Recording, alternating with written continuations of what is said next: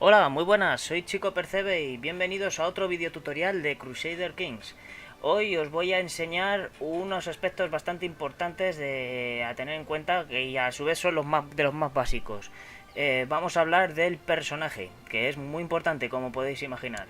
Bien, del personaje vamos a tener en cuenta varios aspectos. Bueno, primero clicamos aquí, que es nuestro Gepeto, y aquí en esta ventanita de aquí vais a estar mucho tiempo observando muchas cosas.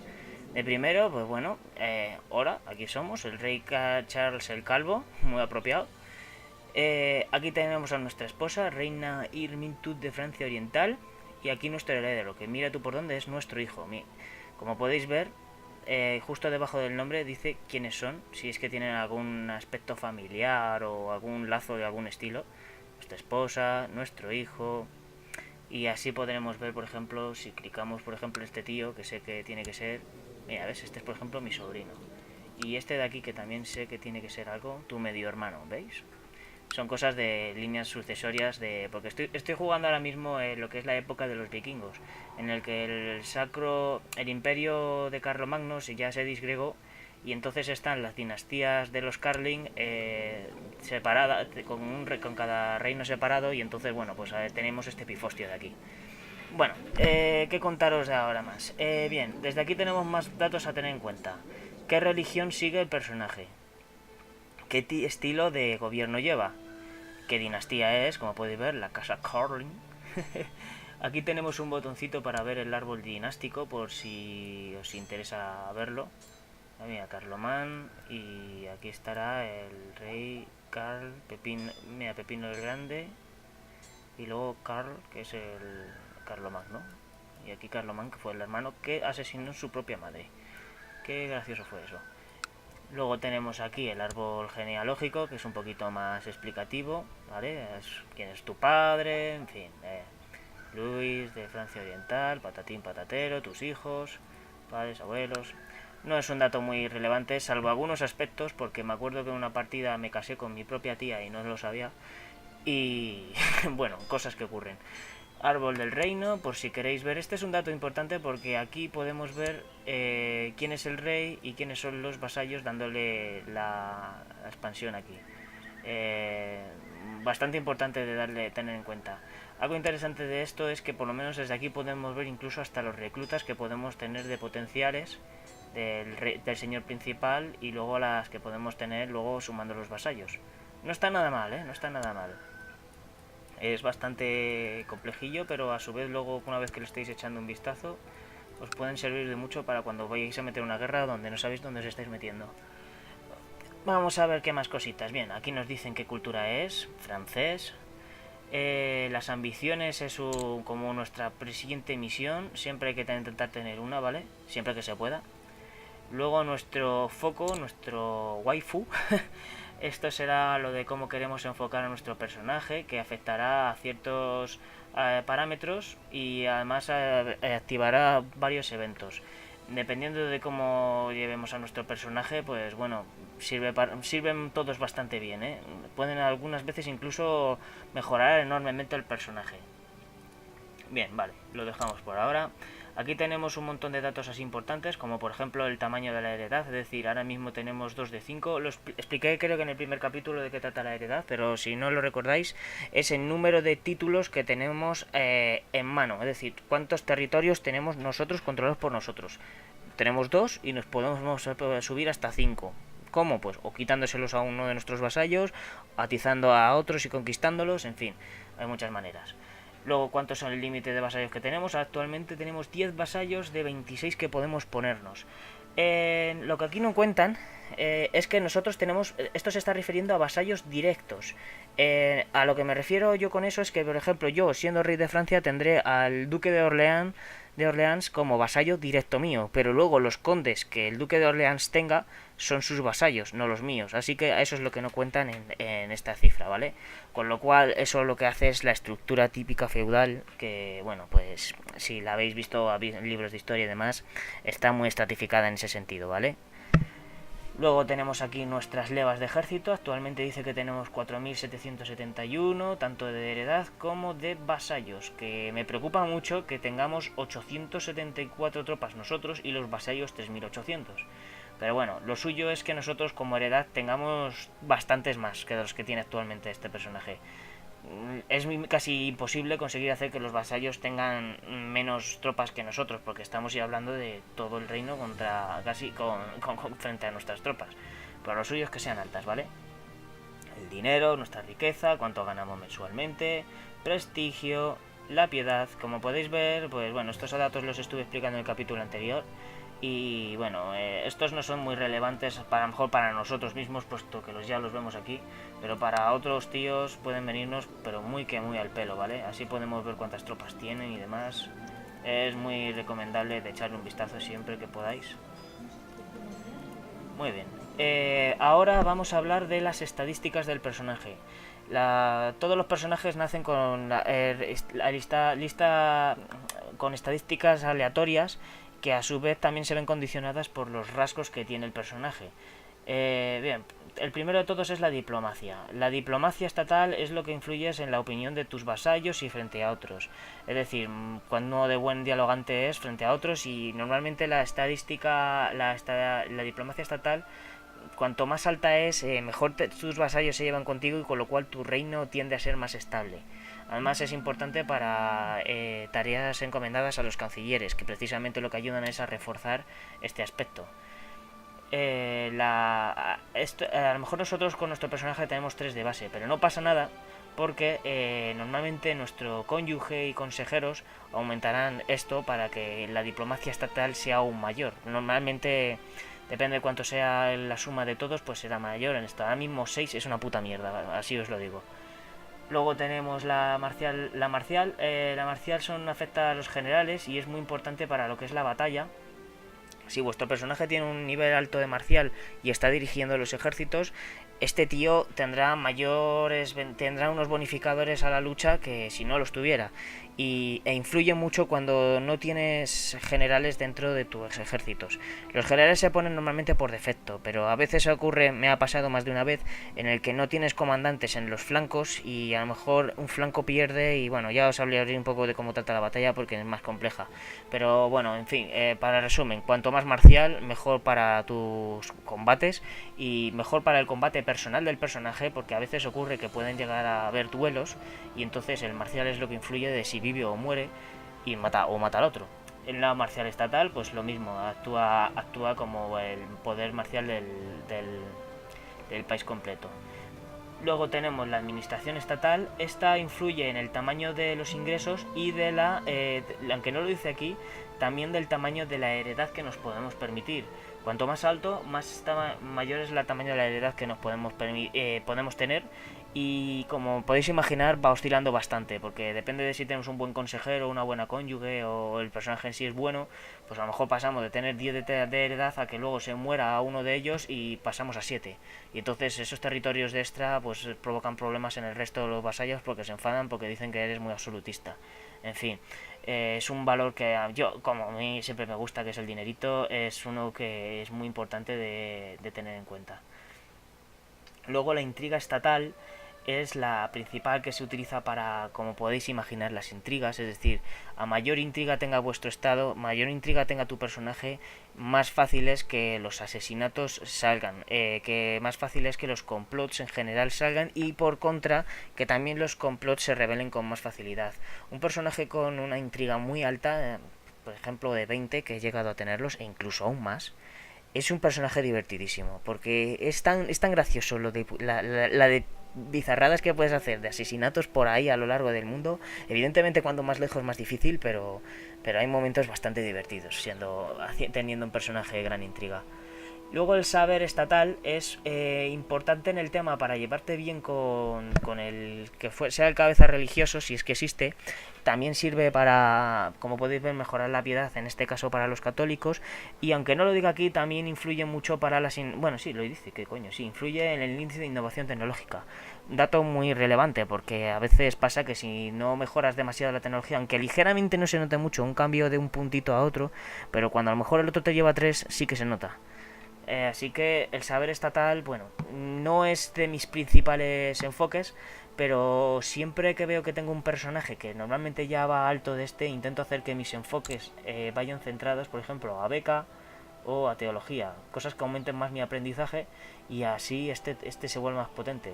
Además, como añadido, cuando tienes un saber muy alto, la sociedad hermética, que es una sociedad herética que hay aquí, ¿veis? Saber mínimo de 10 requiere, pues nos podemos meter en esta. La sociedad hermética es muy recomendable si tenemos un buen saber, porque esto potenciará mucho la tecnología de nuestro reino. Eso de decir que es de las pocas sociedades que me gustan. Bueno, continuemos, que me he desviado. Y luego aquí tenemos los rasgos. Los rasgos salen del personaje siempre, siempre tiene rasgos, ¿vale? Es imposible que no haya un personaje sin rasgos. Y siempre va a haber de todo. Personajes listos, personajes deformes, personaje, por ejemplo, este tío es tímido, el personaje es fanático. En fin, cada rasgo, como podéis ver, si dejáis el ratón os dirá qué es lo que ocurre con él.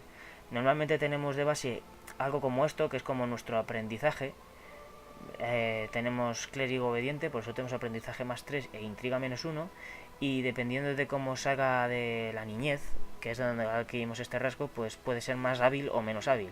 Luego el resto de rasgos los van adaptando a lo largo del tiempo, cuando son pequeños, por ejemplo, ser alegre, ser tímido, ser un fanático, o depende de eventos como, por ejemplo, podemos hacernos humildes o ser unos avariciosos. En fin, cada rasgo tiene alguna ventaja y algunas veces una desventaja. Por ejemplo, sé que glotón, que es uno de los 7 pecados, suele ser normalmente una putada, ¿vale? Pero bueno, nuestra esposa, como podéis ver, también tiene sus propios rasgos. Luego además, estoy viendo que la esposa es la polla encima, es una líder directo. Bueno, esto de poco le sirve a mi esposa, pero por lo visto además aquí hay bonificadores de combate, que es curioso que los tenga mi mujer, pero bueno. En fin, tengo una mujer guerrera de la hostia y además es buenísima, para de base, humilde. Bueno, eso de cobarde no es tan bueno, pero paciente, sociable. Es muy buen personaje, es muy muy bueno. Y es un brillante estratega, fíjate, marcial 9. A pesar de ser cobarde, es muy muy buena la tía. Bueno, ¿qué más detalles tenemos que tener en cuenta? Luego tenemos, aunque no está aquí, la cámara del tesoro. Cuando vayamos a progresando con nuestros personajes, empezaremos a obtener nuevos... Sobre todo estos lo sacaron en el último DLC, que del The Monks and Mystic, conseguiremos reliquias, objetos que nos proporcionará como equipamiento para poner a nuestro personaje. Como un cetro que a lo mejor le da más 1 o más 2 a la diplomacia, cosas así. Están muy bien porque encima se heredan por parte de... Cuando muere el personaje lo hereda el hijo. Y bueno, y por desgracia también se reparten los reliquias cuando tienes sucesión por partes iguales, pero bueno, son cosas que ocurren. También os las pueden quitar si os han conquistado la capital temporalmente o lo que fuera, ¿vale? Bueno, es un bonito añadido, hay que reconocerlo. Bien, ahora vamos a hablar de otro aspecto y también muy importante de los personajes, que son sus títulos. Los títulos, como podéis imaginar, es los gobiernos en los que está regido el personaje. Van por orden de importancia. El primero sería emperador, segundo el reino, después ducado y después condados y luego por último baronías. Actualmente nuestro personaje es el rey de Francia occidental. Después, además, es el duque de Borgoña, que a su vez tiene el condado de París y el condado de Orleans. Es decir, nosotros tenemos estos dos territorios, como podéis ver, si clicamos en ellos está nuestro jepeto, si clicamos a otro están otros jepetos. Pero bueno, esto significa que es nuestro control directo y a su vez, por tener... Uy, aquí me he pasado. Por ser el duque de Borgoña, si clicamos en él, nos dice que este territorio también debería de ser nuestro, que por cierto no parece ser de ninguno de los dos. Si clicamos en él con ducado de Borgoña, vemos que este tío es el conde de Charolais y luego tenemos... Uy, va, que me he clicado mal. Y luego si volvemos aquí, el conde de Dijon... Uy, no, me he equivocado. ¿Es el mismo tío? Ah, pues sí, es el mismo tío. El tío es el conde Charolais de Dijon. Pues este tío me tiene que odiar a muerte, ¿no? Pese al título de duque de Borgoña, lógico. Este tío puede usurparme el título por tenerlo. Y nosotros a su vez podemos quitarle los territorios porque son en principio tendrían de ser nuestros. La cosa es que los títulos siempre están enfocados a un lugar, ¿vale? Si clicamos aquí de jure podremos ver hasta cuál es la amplitud del territorio, es decir, todos estos condados deben de ser o bien nuestros o bien de nuestros vasallos, pero que sean que nos dirijan a nosotros. Con lo cual, como podéis imaginar, Reino de Francia de jure nos da todo esto como de control. Con lo cual todos los que estén condes y duques de la zona deberían de ser vasallos nuestros. Hay excepciones, como podéis ver. El territorio de aquí, de Mortain, no es gobernado por nosotros, ni siquiera es vasallo nuestro. Clicamos en él y vemos que es un tío independiente, por lo que significa que este tío podríamos incluso declararle la guerra de facto, como podéis ver. Eso sí, porque son nuestros territorios dentro de lo que sería el título de jure de Francia. Los títulos son un lío, Si queréis volveré a explicar un poquito más adelante algo mucho más avanzado de cómo funcionan los títulos, porque entiendo que puedan provocar mucha confusión. Actualmente, pues bueno, tenemos estos títulos y podríamos ir obteniendo más mediante reclamaciones que se consiguen con el consejo. En otro capítulo aparte os diré cómo funciona el consejo. También podemos hacerlo mediante bodas, es decir, a veces pasa que nos casamos a nuestra hija con no sé quién y el hijo que salga pues tiene reclamaciones por parte de la madre y por parte del padre. Es decir, podría ser, por ejemplo, ese hijo luego el heredero de nuestro reino y del reino del otro, o viceversa, o que nosotros tengamos una madre no sé qué, hemos casado a otro con otro y tiene ese título y casualmente por avatares del destino pues pasa que podemos tener ambos títulos, vale, pues son cosas que ocurrían y es como funciona. Precisamente la guerra de los 100 años fue provocado por este tipo de cosas. Veamos, luego desde aquí podemos ver quiénes son los solicitantes, si es que los hay efectivamente, el rey de Francia Oriental, que es nuestro medio hermano. Luego desde aquí podemos ver su historia, de quiénes han sido los gobernantes. No es muy relevante este dato. Lo que sí que es relevante a lo mejor es el título de destruir un título o hacerlo principal. Cuando no pone de destruir un título, por ejemplo, a ver, estos es que no están ni creados, ¿no? Por ejemplo, el ducado de Normandía. El ducado de Normandía es que ni siquiera existe. Bueno, pues podríamos crearlo a costa de un dinero, nos da prestigio. Y bueno, pues cataplan, tenemos el ducado y entonces podríamos o bien quedarnos nosotros o asignárselo a un duque para que ese tío gobierne esa zona. Como ya os comenté antes, esto va muy bien para estratificar nuestro gobierno. Por otro lado, tener demasiados duques significa mayor poder para los señores feudales, así que hay que jugar un poco a tener mucho cuidado. Además desde aquí podéis ver fácilmente escudos sueltos. Tenemos nuestro escudo principal que es el rey. Luego hay unos escudos un poco más grandes y unos más chiquititos. Estos de aquí representan ducados y luego aquí estos chiquititos son condados. Si hubiera un territorio de baronía que fuera aparte, pues la veríamos por aquí a medias. Y como podéis imaginaros, un imperio pues tiene un escudo más grande, más bonito. Esto es otro escudo más grande y más bonito. En fin, son cosas que ocurren del juego, ¿vale? Sí, ¿qué más comentaros? Los reinos de jure, bueno, como podéis imaginar, al clicar de jure siempre os van a decir aquí qué es lo más grande después de esto. Por ejemplo, si clico en París, condado de París, le tengo con el de jure y nos dice que el ducado de Valois va después va el reino de Francia Oriental y por último el imperio de Francia. El imperio es de lo más grande, como podéis ver, y reclaman mucho para poder crearlo. Pero bueno, eso con un tiempo y una caña lo podríais conseguir. Yo he conseguido formar el reino de Imperio de Francia una vez en una partida de la forma más tonta. Porque además algo que ocurre mucho con los vikingos con esta época, que es que el rey Charles el Calvo muere y como este es nuestro hijo, hereda tanto el reino de Francia Occidental como el que ya tiene de Aquitania, con lo cual ya tienes un montonazo de terreno ya ganado. Luego casualmente murió este tío sin descendencia y casualmente este mismo fue el mismo heredero. Cosas de la vida, son cosas extrañas que ocurren de las partidas. Pero vamos, si te dices el imperio de Francia y oye, es súper poderoso y súper guay. Detalles a tener en cuenta de los títulos. Cuando tienes dos títulos iguales, pasa que si tienes un tipo de sucesión, creo que lo he comentado en el anterior capítulo, pero lo volveré a comentar.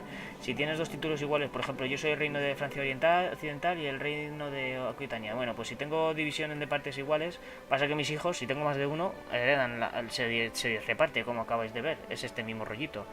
Así que ojito con eso porque podéis perder muchísimo terreno. Bueno, vamos a continuar con nuestro personaje. ¿Qué más tenemos? Reclamaciones. Nuestras reclamaciones son títulos que podemos exigir y además por qué fuerza podemos tenerlo. Ahora mismo tenemos una reclamación fuerte al reino de Francia Oriental, al reino de Italia, al reino de Aquitania.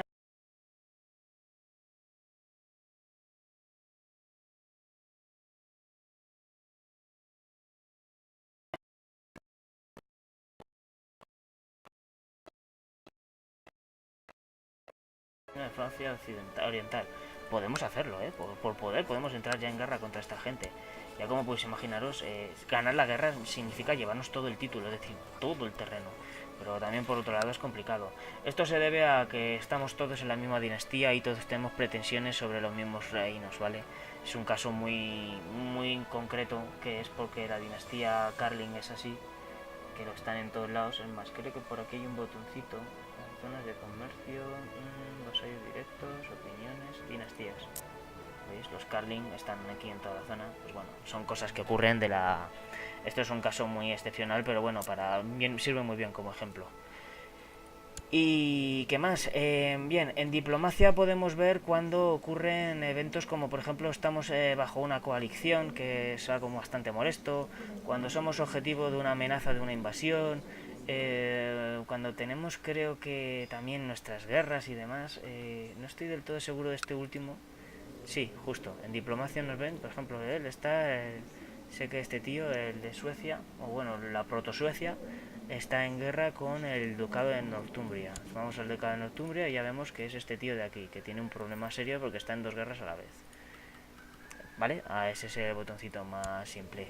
¿Qué más tenemos por aquí? Familia, como podéis ver, padres, abuelos, hijos, que como podéis ver este tío es un tío con bastantes hijos. Y cada uno pues normalmente si dejáis el ratón pues podéis ver qué títulos tiene, de qué es heredero. Por ejemplo, Carlomán de Francia Occidental, príncipe de Francia Occidental, comandante de Francia Occidental, heredero del ducado de Borgoña, princesa, ¿veis? Podéis ver aquí todo esto, vuestras hijas, los hermanos. Las calaveras significa que han muerto, ¿vale? Por lo que fuera. Os dicen si dejáis el ratón porque ha sido muerte natural. A veces sale en rojo que es porque han sido ejecutados, otras veces en verde porque han muerto por la enfermedad. Aquí nuestras relaciones. Tenemos un vínculo matrimonial con el duque de Flandes, que es nuestro yerno, porque está casada con una de nuestras hijas, ¿veis? Nada del otro mundo, sencillo. Luego tenemos aquí a nuestros vasallos, un dato importante. Aquí podemos clasificarlos por opinión, cosa que recomiendo mucho. Y nos dicen quiénes son y cuánto dinero nos dan. A mejor relación con ellos, más dinero nos pasan, ¿vale? Por ejemplo, estos tíos, los obispos estos, como se llevan mejor con el papa que con nosotros, pues bueno, en realidad se llevan mejor con nosotros. En principio, cuando avance el juego, este dinero nos lo pagará a nosotros, este impuesto. En un principio, a no ser que sea por la ley que está puesta. Y este tío, por ejemplo, el duque de Anjou, mi primo, pues es un tío que se lleva mal conmigo. Podéis ver aquí siempre dejando el ratón qué opinión, porque es el motivo de esta opinión. Y por tener menor opinión conmigo, pues me paga menos. Lo suyo es intentar mejorar las relaciones con esta gente, siempre y cuando sea posible. No siempre os vais a llevar bien con todos. Luego están los miembros de la corte, son gente que está dentro de lo que es, como propiamente dice, es la corte. Aquí hay de todo. Nuestros hijos, nuestra familia, nuestros consejeros. A veces viene algún sirviente más y se mete aquí, viene un transjudío en nuestra corte, cosas así. Los pactos, aquí están dentro pues los que tenemos tratados con, por ejemplo, la reina de Francia Oriental, porque bueno, pues es nuestra cónyuge y entonces tenemos un pacto de no agresión con su reino si es que tuviera alguno. Pero en este caso me parece un poco ridículo que tengamos un pacto de no agresión contra nosotros mismos. Y contra el duque de Flandes igual, con lo cual digamos que no pueden entrar en guerra ninguno de ellos dos en ningún caso. Podemos luego mejorar a tener una alianza con ellos si fuera un reino extranjero. Y aunque no lo cuenten aquí, pero también las líneas sucesorias, es decir, si pueden unirse a nuestras guerras cualquiera que sea de nuestra dinastía. Por ejemplo, si nos están atacando o estamos atacando nosotros y a otro sitio que no sea un Carlin, por ejemplo, yo que sé, atacamos a los Omeyas y el rey de Aquitania dice quiero declarar guerra a los Omeyas, pues este tío tiene derecho para poder llamar al resto de sus familias para que le ayuden en la guerra, por poder puede. Y luego extranjero se refiere a qué parte de nuestra familia o relaciones tenemos por ahí fuera, ¿vale? Normalmente este no lo miro demasiado. El que más me importa a mí es familia, qué vasallos tengo y, bueno, en cuestión de relaciones, por cuántos amantes tengo, quiénes son mis amigos, etcétera. Amantes es bastante divertido, ¿eh? Ya veréis qué risa. Este juego, ya os digo, muy de roleo. Así que bueno, chicos, espero que os esté sirviendo lo que os he mostrado por ahora. Ah, por cierto, aquí este botoncito es importante si queremos que el personaje no entre en batallas o que entre. Es importante porque en batallas puede morirse. Así que, bueno, ahí tenéis el datito. En fin, espero que os haya gustado más o menos este tutorial de la primera fase de lo que es el personaje y un poco de introducción a los títulos. Lo dicho, si queréis hablo más extendido de ellos porque tienen tralla y al fin y al cabo casi es un aspecto fundamental del juego a entender. Así que bueno, nos vemos en el próximo capítulo y nada, hasta la próxima.